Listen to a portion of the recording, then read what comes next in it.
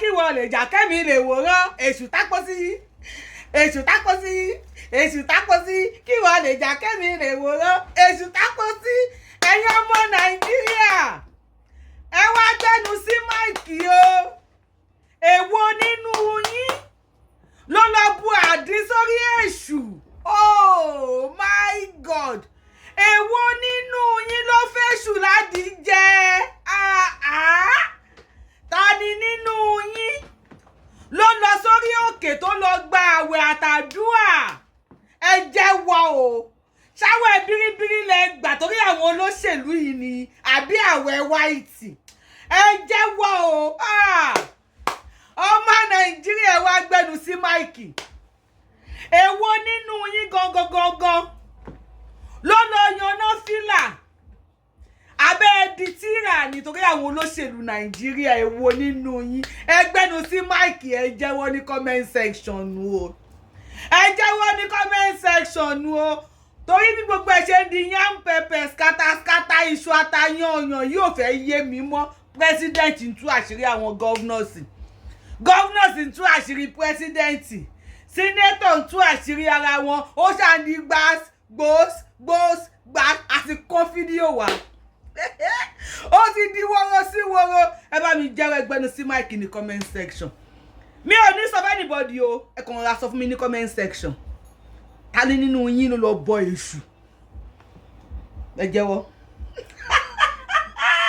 Akpabio senator Akpabio olórí àwọn senator àgbákòdé mo la fẹ́ sá lọ báyìí torí ọlọ́ ẹ wá gbọ́ bílíọ̀n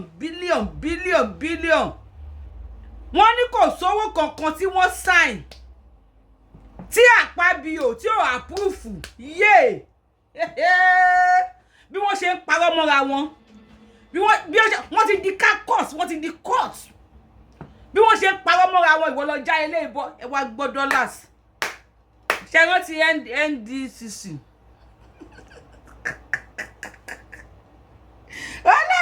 Niger Delta Development Commission NDDC ẹ rántí wọn Niger Delta Development Commission ẹ wá wo bí wọ́n ṣe owó tèmi yé àwọn bùi ti pa wá àṣírí tú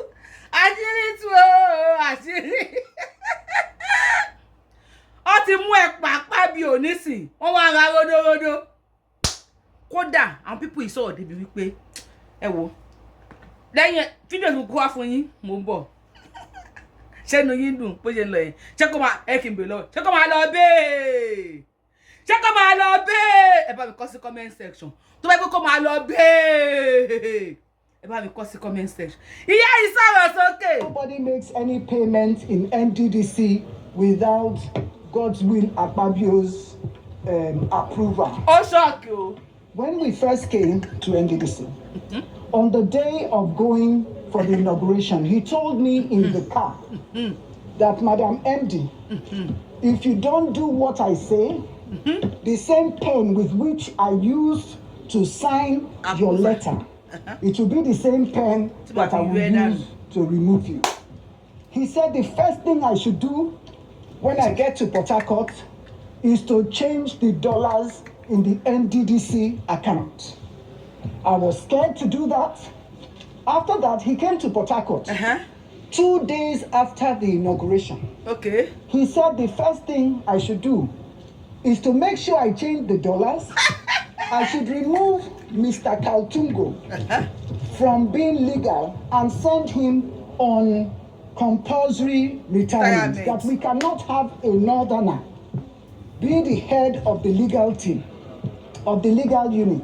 He said I should remove all the other directors that refused to take his instruction during the time of Mrs. Agwagaga. That's so it's not about competence. I came. Okay. So he came also with a draft, which I've submitted, with a draft letter that I should write and put it on my letterhead, implicating Senator Mobushi for collecting contracts in NDDC. I told him that I will not, I'm a lawyer, and that whoever alleges must prove. The fact that Senator Wobushi is giving us trouble as IMC, you remember also that they did not recognize the IMC. I said, I will not do that letter. He said I was ungrateful, and I refused to do the letter. Dr. Cairo now said that he will do the letter. If Akpabio tells him to kill, he will kill before he asks, why did he kill? I said, for me, I will not do the letter. At that place, there was Mr. Etiebet, who was the only staff of the NDDC that was present at that meeting. When he finished, he now asked Dr. Cairo to go and send for the letter-headed paper from the office. They now sent for the letter-headed paper. Dr. Cairo now did the letter, which I've also submitted to the committee, alleging that Senator Wabushi had contracts. Then he said, I must sign the cover letter. I said, if I signed any document from me seen by Mr. President, he will believe every line of it. So I will only write that the EDP, who should know about projects, has gone. The next thing that he told me, he said, I must make sure that all these people leave and that the procurement, because apparently, Akpabio, before I came, when himself and Festus Keyamo were ministers, their first meeting at the commission, he was awarded 30 contracts for distilling and water hyacinth. Mr. Linus, who was the director of finance, refused to sign because it did not follow due process. He also said that I should implicate the chairman of the House Committee, because the chairman of the House Committee had gone to Ondo State for a meeting to plan against him. Water hyacinth and distilling. They said that the budget for water hyacinth and distilling was, I think, for about 3 to 5 billion. I'm not sure exactly how much. But that the NDDC, before I came, had overstretched itself to about 50 billion for water hyacinth and distilling. And so the National Assembly had written us, they have it also, they had written us that we should not pay for anything like that. He said, and guess what? Akpabio never signs any documents. He will always refuse to sign, but he will tell you to go and commit the fraud. For instance, he told me to go and raise a memo and give an emergency contract for flood victims. He wanted me to take an oath. He has denied that, but I want to say today, he told me up to 3 times until we had a reconciliation meeting at the villa in the house of Mr. Sadiki Abba, who is the SA to the president on domestics. In that meeting was Alhaji Mekano. He said the only condition was if I take the oath. I refused to take the oath, and I did not take that oath. And I will never take the oath from him. So he said he was going to remove me. He started a campaign of calumny against me.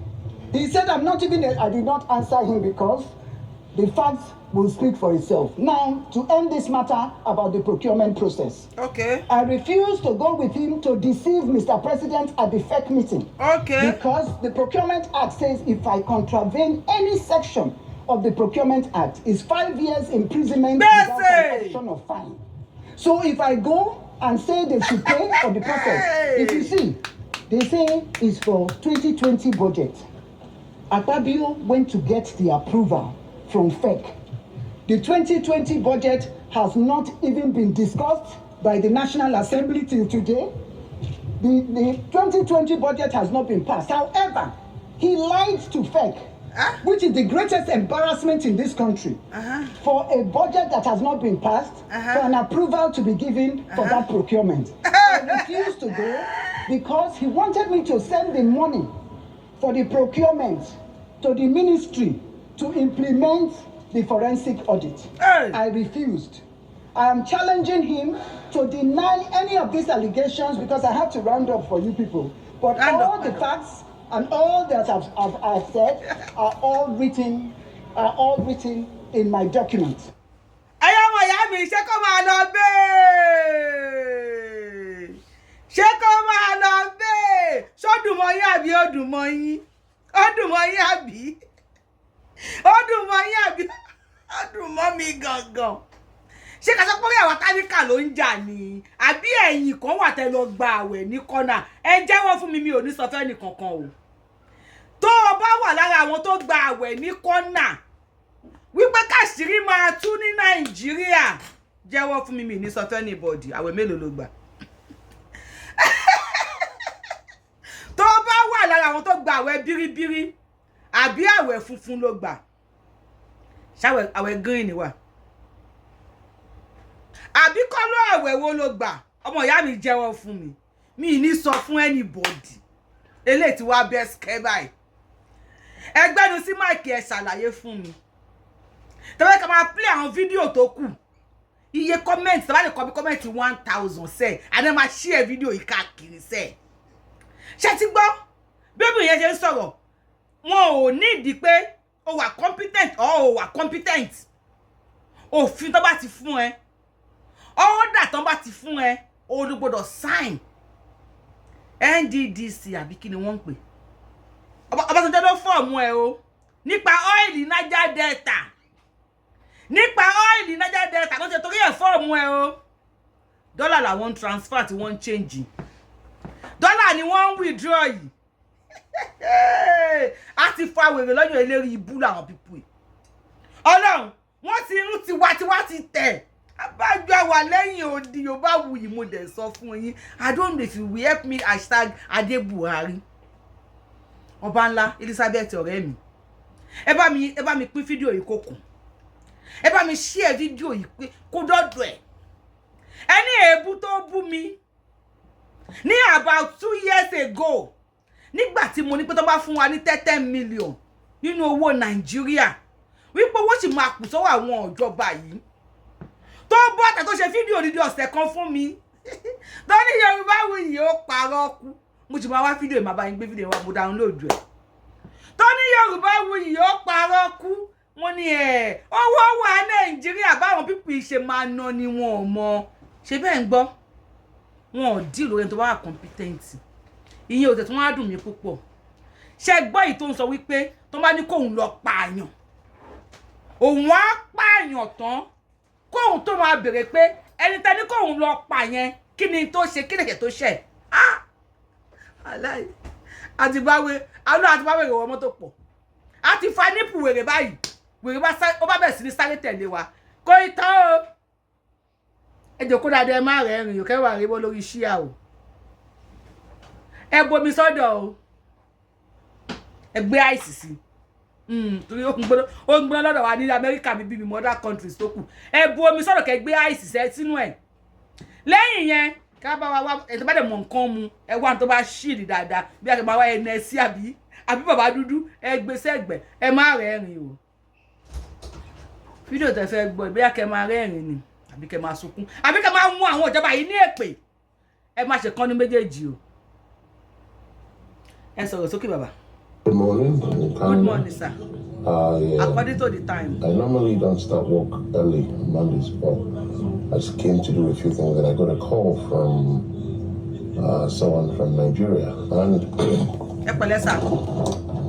I don't think Nigerian politicians will make it. Just possible. Nigerian politicians, they will not make heaven. They cannot make it. I mean, just explain. You know, I just sometimes I say things just to leave my mind, and I wanted to have a good week this week. You called me that I know your friend got into government and they gave you an appointment as a federal something. I don't really know, and you came. You called me this morning. Things are going okay. Good for you. You said you want to buy another house in Canada because you saw my post last weekend. So I should help you connect and get a house here again. According to you, you've bought 3 houses already. You just want to buy the 4th one for your 4 children because you want to settle them. And you don't know how this government, whether it will last or not, whether Baba Agustino, he said all that, and I was listening. He told me also that you don't do mortgage, you just buy cash. You bought 3 already, you want to buy the 4th one, and I was listening. And I should help you to buy. My brother, you can't make heaven. Your kids are here, that kids are grown. I knew you way back from Nigeria. They're probably going to be listening and watching this video too. And your wife too. What you got.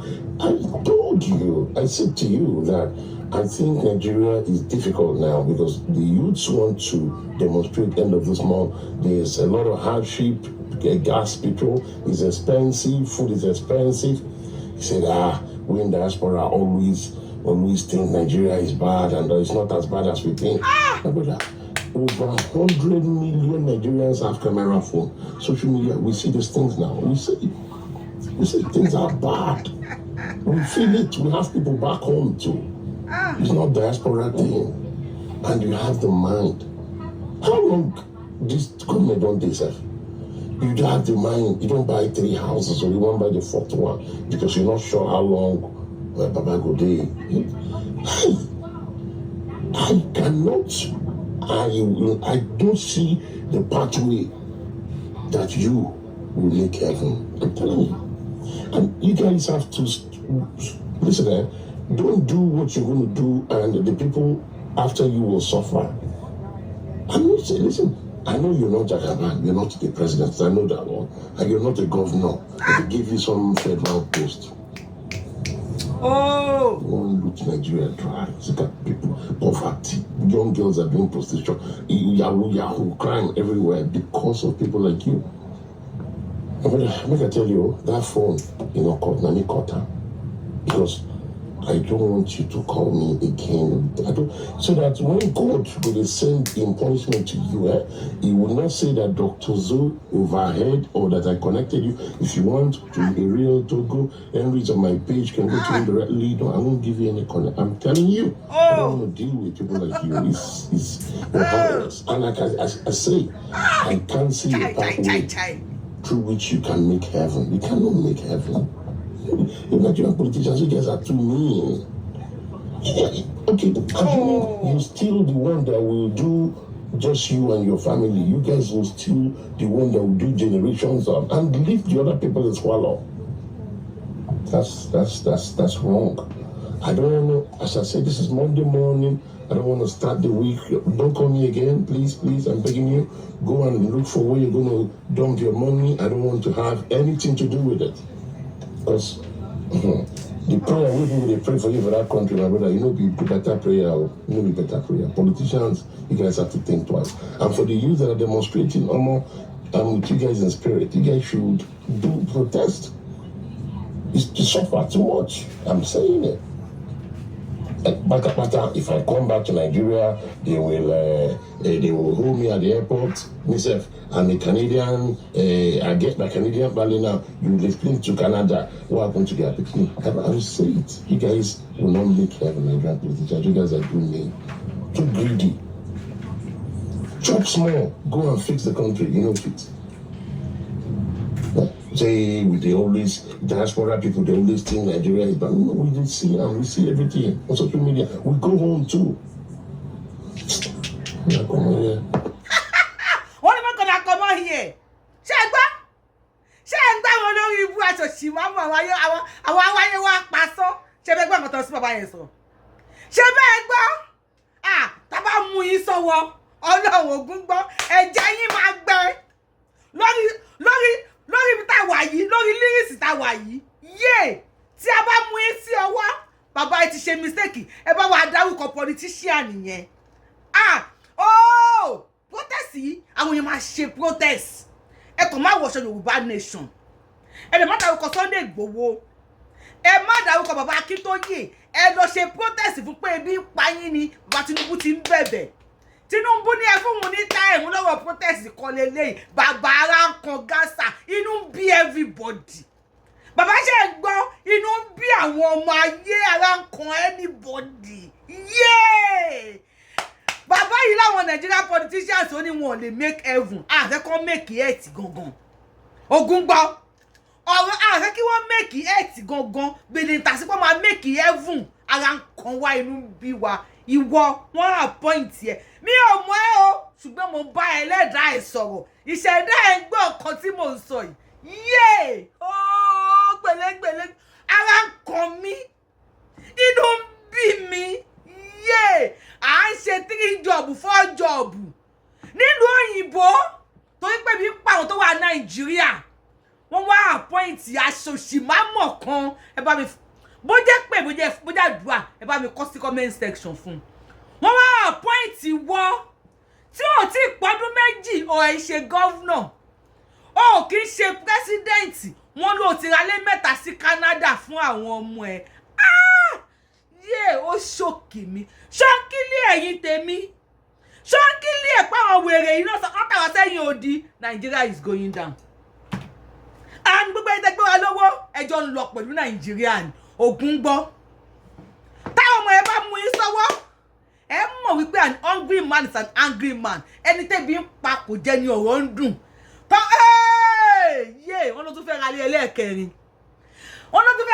ẹlẹ́ẹ̀kẹrin bàbá yìí lóun ló pe àwọn ipò fẹ́ ra ilé ẹlẹ́ẹ̀kẹrin òun ò mọ how long tí Tinubu máa lò lórí oyè wọn ò tí ì yọ Tinubu o olórí ibú ọmọ mi ò mọ̀ ẹ́ mi fẹ́ mọ̀ èjì ẹ ọlọ́rọ̀ èjì kan tó wà nílẹ̀ yìí ó ti gẹ̀ǹsẹ̀ báyìí ọ̀rọ̀ tó wà nílẹ̀ kò ń ṣọ̀rọ̀ èjì ó ti gẹ̀ǹgẹ̀sẹ̀ báyìí aláì ó ti di yam pepper skata mi fẹ́ mọ̀ èjì ẹ wọ́n lè sọ pé fẹ́ ra ẹlẹ́ẹ̀kẹrin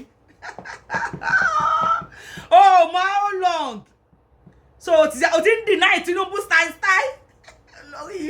olórí ibú awáyé wá pòfo ó ti fi style deny Tinubu doctor ní Canada doctor ni wọ́n o weekly àbí 2 weeks ló ń gba check wọn o mi rò bá yẹn ra lé 4 sí Canada mi lérò bí ó ti ra lé 3 sí Canada ìwọ tó ò ṣiṣẹ́ kankan ẹ wá mú House of Assembly ẹ mú politics as the business ìlú tó kún fún wàrà àti fún oyin àwa ń sọ́nà ni àwa ń jìyà àwa tó wá ń dúpẹ́ pé àwa ń ṣe ìwọ̀fà tó láwọn tó wà Nàìjíríà ti sàwọn yẹn dẹrú ebi wá ń fọ́ àwọn èèyàn lójú wọ́n wá ń pè sórí show mi Yorùbáwùyí ẹ̀ẹ̀kan ni mo sì jẹun lójúmọ́ Yorùbáwùyí mi ò tí ì jẹun látàná Yorùbáwùyí mi ò àwọn wá ń pè pé àwọn ò tí ì jẹun for past 2-3 days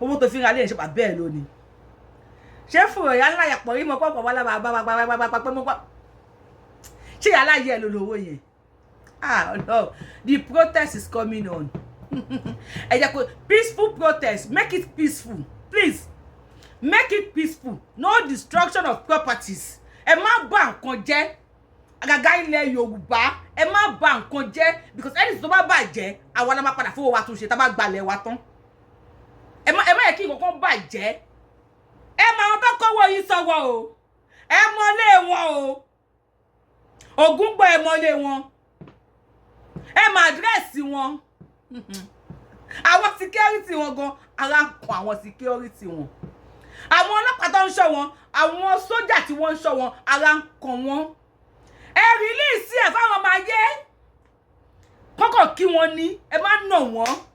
If you are going out to protest, if you see any politicians, don't know one, don't beat them, don't do anything to them. Just ask them some questions. Why are we suffering in Nigeria? When there are a lot of money, even Abacha Lutu. Where is Abacha Lutu? Ní ṣàun tó dàjẹ́, Ògúngbọ̀. Ní jẹun tó sùn, ara kọ everybody. Ó dà gbé tí gbogbo àwọn tàwa ní diaspora, káwa náà máa bọ̀ nílé ni. Kí gbogbo dia kọ́kọ́ ṣí plane nílẹ̀ pé everybody yá, Nigeria yá, ó yá, ká ya bò yín. Bí èṣù. Àwa ṣiṣẹ́ ẹlòmíì ní diaspora ìtẹ́ bá ní àkáǹtì ẹ̀ tó ní $1,000 lákàǹtì kò ní. Ó ṣiṣẹ́ o ká tó gba ṣẹ́ẹ̀kì báyìí list àti wà ńlẹ̀ ìyá Sílífà, ìyá Ramoni, ìyá Ràyímì, ìyá Jìngínù, ìyá tá máa há owó lé lọ́wọ́. Ní àwọn tí wọ́n kì í ṣe ọ̀lẹ, èmi ní ọ̀rẹ́ tá jọ máa ń ṣe competition mọ́tò rírà when I was in Nigeria. A jọ máa ń ṣe competition mọ́tò pé ọ̀rẹ́ mi ti ra Ford, èmi náà máa ra Castor, ọ̀rẹ́ mi ti ra kíní. A jọ máa ń ṣe competition ni. Ọjọ́ tó pè mí ó fọ́ sẹ́kún ni.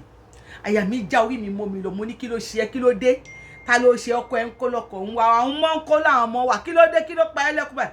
Ó ní kí n yá àwọn ní 20,000. 20,000 kẹ̀, èmi ò ní $20,000 lọ́wọ́ yìí, ó ní kí ti rí. Ṣé ò ń ṣeré ni? $20,000. Ó ní $20,000 kọ́ lòun sọ. Ó ní 20,000 naira.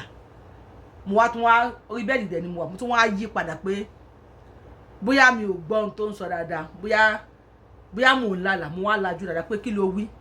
Ó ní kí n yá òun ní 20,000 naira. Ṣé 20,000 tẹ̀lé obìnrin mi àbí 10,000 naira ló ní kí n yá òun? Pé kí n jọ kí n yá òun. Mo wá ń bi pé kí ló fẹ́ fi 20,000 naira ṣe? Ó ní àwọn ọmọ òun ò tí ì jẹun. Ẹni tí mò ń sọ fún yín, àjọ máa ń ṣe competition pé ìwọ ra mọ́tò, ìbí náà fẹ́ ra mọ́tò ni o, tá máa fi ṣe business ńgbà yẹn. Ló wá ń yá 20,000 naira, ló 20,000 naira ní dọ́là. Lọ bá mi download tap send. Ẹ lórúkọ mi as promo code Abiola TTS. Ẹ bá ju dọ́là, ẹ bá ju pound, ẹ gbowó tó bá wùn kẹ́ jù sí náírà. Tẹ́ bá ti forúkọ mi sí ní àkọ́kọ́, tẹ́ bá kọ́kọ́ fẹ́ ju owó sí Naija. Abiola TTS, ABIOLA TTS. Tẹ́ bá ti kọ́ fi sí kóòdù yín báyìí, ẹ máa gba bónọ́ọ̀sì ṣáá ni. Kódà kẹ́ send dọ́là kan, kẹ́ send pound kan àbí euro kan, any country tẹ́ bá wà, tẹ́ bá send ẹ̀. Tẹ́ bá ti forúkọ mi sí àkọ́kọ́ ni o, ẹ máa gba bónọ́ọ̀sì yẹn. Inú yín á dẹ̀ dùn pẹ̀lú ẹ̀. Ìlú ló máa jẹ owó sí bóyá 1,580 ni mo wowó láàárọ̀ yìí. Mi lè fún ni, mo ní kí ló fẹ́ fi ṣe? Ó ń sun ẹkún bíi tó, ó ń sunkún, mò ń sunkún ni. Kí ló dé, kí ló lè tó báyìí? Ó ní tí Nàìjíríà dé ni. Ìlú ti lé ọkọ ṣiṣẹ́ kò rówó oṣù gbà. Àwọn ọmọ adẹ̀ jẹun kò dẹ̀ fẹ́ dókòkò tọ́. Ó wà dẹni tó yá 20,000. Mi lè resist, mi lè ní dúró jẹ́ kí n lọ fọ ẹnu, mi lè ní dúró jẹ́ kí n sáré wẹ̀ náà. Mo mú fóònù mi lẹ́sẹ̀kẹsẹ̀, mo tí mo ní lágbára, tí mo mọ̀ pé ó wọ́ọ̀tì lọ́wọ́ tó wọ́ọ̀tì, ó wọ́ọ̀tì jù bẹ́ẹ̀ lọ bẹ̀ tí mo mọ̀ pé pọ́ọ̀sì mi wọ́ọ̀tì nígbà yẹn. Mo láti sáré ṣe fún un. Ó pè mí níye báyìí ló ṣe sí mi, ọ̀rẹ́ mi bá mi manage. Mo drop fóònù báyìí, mo ń sunkún ni. Ẹ wá sọ gbogbo àwọn ṣiṣẹ́ ẹ sọ òṣìṣẹ́ dọ̀lẹ́. Ẹ jẹ́ ká máa ní anybody. Ọkọ yín ò ní balẹ̀ ògún gbọ́ tí yẹn á ta máwọn èèyàn lọ́wọ́ tọwọ́ bá báyìí. Ẹ máa spell orúkọ àwọn ìyá yín. Ogun ara ń kan Nigerians. Gasa ní kọ́kọ́ lára ń kan, ara ń kan anybody. Just make it peaceful. Ẹ má bà nǹkan jẹ́. Don't go BRT. Ẹ má dá léwó, ẹ má dá ọ̀nà wó. Ẹ má bà nǹkan jẹ́, please. Make your peaceful protest. Make what? Your peaceful protest. Ẹ má let anybody want distracting, and when you are going there, ẹ bá ń ṣe protest ládùúgbò bíi ti senator àbí kinu, kò nídìí. Don't do anything to them. Just ask them. Just ask them why tí yà ṣe ń jẹ wá. Ẹ kàn pẹ̀lẹ́pẹ̀ ẹ gbé wọn jókòó, bá possible ẹ fún wọn ní pure water. No, wọn lè mú pure water, ẹ polówó ni wọn. Ẹ bá wọn wá ra golis water, bí akẹwà barbecue àbí bí chicken àbí bí àmàlà díẹ̀ kẹwàá sí lẹ́gbẹ̀ẹ́ fún wọn kọ́ máa jẹ. Tó bá wá ń jẹ kẹ máa wá pẹ̀lẹ́pẹ̀lẹ́ béèrè lọ́wọ́ wọn pé ẹ̀yin olórí wa o tẹ́ ń dá ìfàtì dọ́là. Ṣé ń gbọ́ ọmọ yẹn? Thursday MD NDDC first day owó oil Niger Delta first day tó máa débẹ̀ ni wọ́n sọ fún pé táwọn bá ní kó ṣe báyìí tó ò bá ṣe pẹ́ńsù àbí pẹ́ẹ̀nì táwọn fi kọ appointment yẹ làwọn máa fi disappoint yẹ ẹsẹ̀kẹsẹ̀.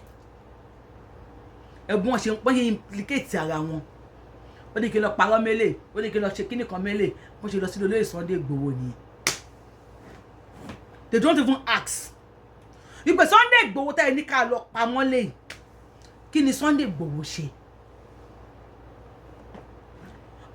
ẹgbẹ́ ní ọ̀nà sọ pé òun á pààyàn kóhun tó béèrè pé ẹni tẹ́ni kóhun lọ pa yìí tóhun ti pa tán yìí kí ni tó ṣe. What if tó bá wá sọ fún ẹ pé tẹ́ni yìí ṣe lélẹ̀ tó wáyé pé nǹkan tó ṣe yẹn nǹkan tí ìlú máa fi gbádùn ni.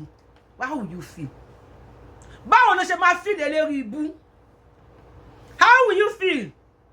Ẹ wá ń kówó, ẹ wá ń ralé sí Canada, ẹ ralé sí America, ẹ ralé sí London, ẹ sọ taxi. Ìyá wa ń jẹ àwa wa ń ṣe 16 hours a day. Mo ti ṣe 22 hours rí.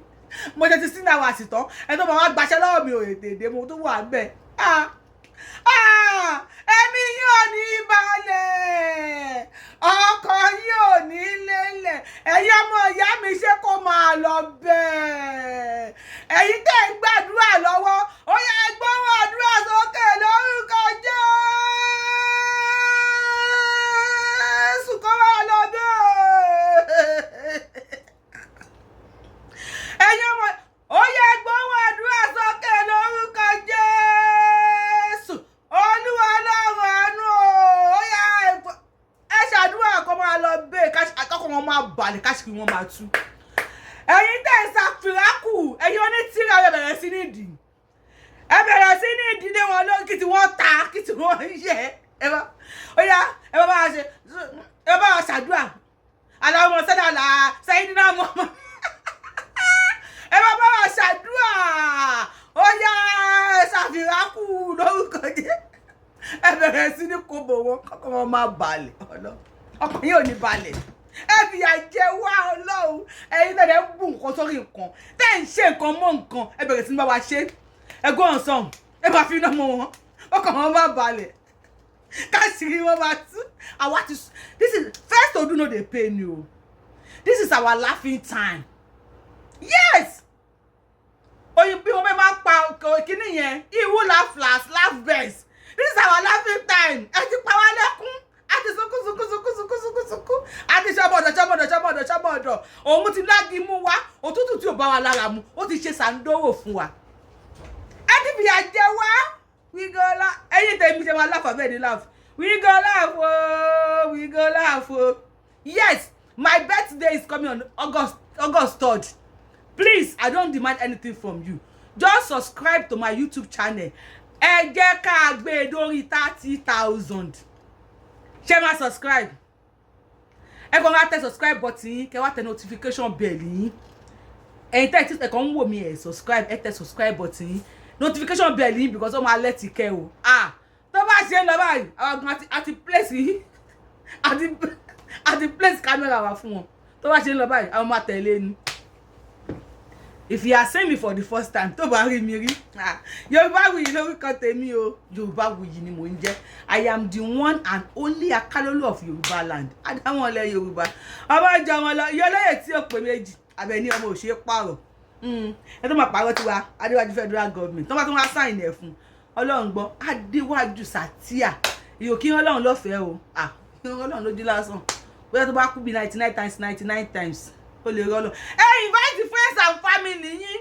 Kọ́ máa fi ìrònú para wọlé kọ́ máa bọ̀ lórí péjì Yorùbáwùyí ìyàwó ẹ̀ jà ń bíbí. Yẹ́yẹ́ náà ni.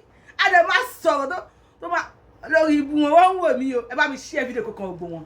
Ẹ share ẹ pa àwọn ọ̀rẹ́ yín ẹni kó subscribe to YouTube channel Yorùbáwùyí. Let's make it to 30,000 before my birthday on August 3rd. Yes, we move. Abikini, we move. See you on my next show. I love you. Stay blessed. I remain myself. Yorùbáwùyí.